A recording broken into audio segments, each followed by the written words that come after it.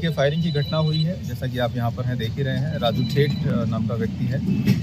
पहले ही क्राइम में काफ़ी लंबे समय से उसका नाम सभी लोग सुनते रहे हैं। फायरिंग में राजू ठेठ को गोली लगी है और अभी मेरे पास जो सूचना है उसकी डेथ हो चुकी है। कितने लोगों ने फायरिंग की? अभी तक 4 लोगों की उस घटना में शामिल होने की हमारे पास में जानकारी है। जो फुटेज हमारे पास में आसपास के कैमरों से हमने ली है, उससे ये पता चलता है कि 4 लड़के हैं, जिनमें से शायद किसी को वो जानता भी है, क्योंकि एक लड़का उससे कुछ देर बात करता हुआ दिखता है। बाकी जो डिटेल है वो हम डेवलप करने के बाद आपको बता पाएंगे। कितने घायल हुए हैं? उसके अलावा एक अन्य व्यक्ति को गोली लगी थी, इसकी सूचना है।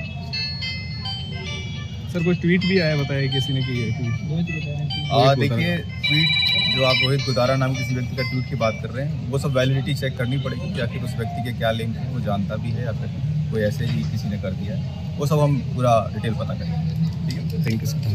क्या करना? अरविंद ओझा हमारे सहयोगी लगातार जुड़े हुए हैं। तस्वीर आप सभी को हम दिखा रहे हैं। लाल घेरे में देखिए जो 4 बदमाश आपको साफ तौर पर ये गैंगस्टर्स नजर आ रहे हैं। इनके हाथों में बंदूक है और बंदूक को लोड भी करते हुए और फायरिंग भी कर रहे हैं। ये सीकर राजस्थान की घटना। और ये जो व्यक्ति जो शख्स दिख रहा है राजू ठेठ, देखिए इसी की हत्या की गई है। गैंगस्टर राजू ठेठ की हत्या लॉरेंस बिश्नोई गैंग से रंजिश के चलते हत्या बताई जा रही है। अरविंद ओझा का रुख करते हैं, हमारे सहयोगी हमारे साथ लगातार जुड़े हुए हैं। अरविंद, किस तरह से कड़ियां जुड़ रही हैं आपस में? जी बिल्कुल, देखिए साफ साफ कड़ियां जुड़ी हैं। भले राजस्थान पुलिस अभी ये कह रही हो कि रोहित गोदरा का जो पोस्ट आया है, जो भारत से फरार है और लॉरेंस बिश्नोई गैंग का वो मेंबर है, उसको वेरीफाई कर रहे हैं, लेकिन एजेंसी के सोर्सेज ये बताते हैं कि लॉरेंस बिश्नोई, काला जठेड़ी और आनंद पाल गैंग को जो लीड कर रही है अनुराधा, इनका ही हाथ हो सकता है। और अगर आप देखिए जो सीसीटीवी में 4 शूटर्स आपको दिखाई दे रहे होंगे, इनके हाथ में कोई असाधारण हथियार नहीं है, बल्कि ये तमाम जो गैंग है, ये जो हथियार है वो विदेशों से मंगाते हैं। सोफिस्टिकेटेड वेपन्स होते हैं, ठीक उसी तरह के हथियार जैसे हथियारों से जो सिंगर था उसकी हत्या की गई थी पंजाब में। तो सीधा सीधा जो कनेक्शन अभी तक इस गैंगवार में निकल कर के आ रहा है। और ये भी सोर्स बता रहे हैं कि 30 से 40 राउंड गोलियां चली हैं और 10 साल से राजू ठेठ उसको मारने की साजिश बिश्नोई गैंग रच रहा था। अनुराधा का इसमें एक प्राइम रोल भी इसलिए आता है क्योंकि जो राजू ठेठ था उसकी दुश्मनी राजस्थान के गैंगस्टर आनंद पाल से चल रही थी। अरविंद, किस तरह से देखिए जिम्मेदारी भी ले ली गई है, हत्या फिर तुरंत फौरन जिम्मेदारी। आप हमारे साथ बने रहे जरा, हम दर्शकों को ये पढ़ के बता दें क्योंकि किस तरह से जिम्मेदारी ली गई है।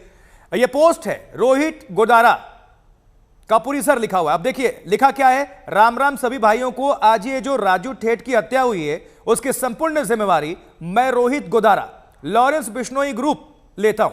ये हमारे बड़े भाई आनंद पाल जी और बलबीर जी की हत्या में शामिल था, जिसका बदला आज हमने इसे मार के पूरा किया है। रही बात हमारे और दुश्मनों की, तो उनसे भी जल्द मुलाकात होगी। जय बजरंगबली आगे लिखा हुआ है, RIP भी लिख दिया गया है बाकायदा।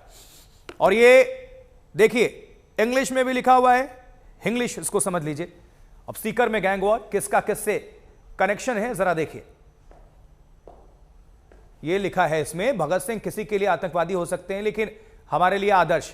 और ये जो जिम्मेदारी ली गई है उसमें भी बाकायदा उसमें ब्रीफ है, सब कुछ लिखा गया है, एक्सेप्ट भी किया गया कि हमने हत्या की है, हत्या की जिम्मेदारी ले ली गई।